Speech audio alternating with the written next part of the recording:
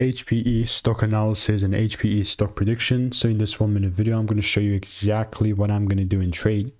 As the only guy in the space with 40,000 videos made, I have proof of everything. I've seen what's working, what's not. Then ultimately, Hewlett Packard Enterprise is very nice.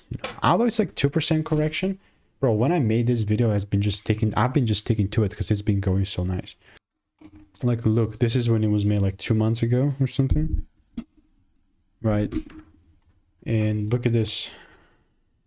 This is very nice. Yeah, this is like called out 2 months exactly. And that's how much time it took this to freaking double down and give me that shift, which I very much like.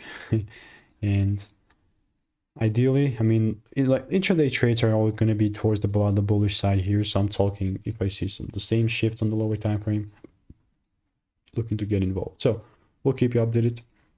If you want to learn how I'm making 5-10K per month trading, click the first link in the description and I will continue to keep you updated. So goodbye and enjoy.